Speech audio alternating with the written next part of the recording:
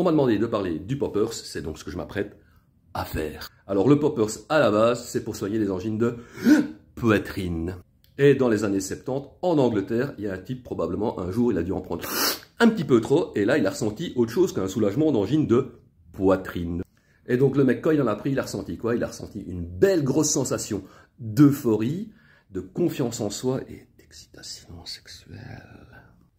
Alors les effets, ils viennent assez vite, on parle de quelques secondes. Par contre, la montée dure pas très longtemps. C'est entre 5 et 10 minutes comme ça, vite fait, bien fait. Alors la seule fois où moi j'ai une fois reniflé ce machin, ben déjà ça pue la rage, ça schlingue dégueulasse. Et puis voilà, sensation d'euphorie légère, excitation sexuelle, je l'ai pas trop ressenti. Mais surtout le truc mystique, c'est que j'ai vu un peu flou et jaune comme ça pendant quelques secondes. C'était bizarre. Alors le truc qu'il faut quand même évidemment, forcément préciser sur le popper, c'est que c'est un vasodilatateur, c'est-à-dire qu'il va dilater les vaisseaux sanguins. Et ça va donc faciliter le rapport sexuel buccal, vaginal et anal. Et ouais.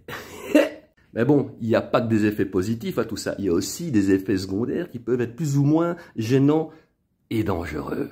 Alors il peut y avoir de très grosses sueurs et de solides migraines.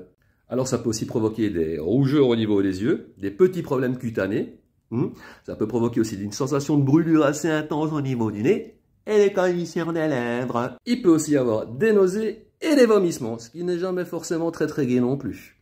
Et il peut aussi y avoir des étourdissements. Et un étourdissement, ça peut être dangereux parce que quand on se lève et qu'on vacille sur ses quilles, il y a moyen de poum, tomber au sol, s'éclater la tête la première ou sous le coin d'une table.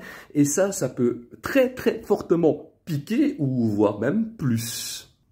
Mais bien plus dangereux, ça peut provoquer des difficultés respiratoires, ce qui n'est jamais très agréable et qui peut être très dangereux, mais surtout, ça peut provoquer un arrêt cardiaque. Et ouais, vaut mieux le savoir ça. Donc c'est un produit qui ne provoque pas réellement de dépendance et qui ne va pas provoquer de signes de sevrage. Cependant, c'est pas parce que c'est en vente libre dans quasiment tous les pays et dans tous les sex shops qu'il faut abuser de ce genre de cochonnerie, pour les raisons que j'ai citées juste avant.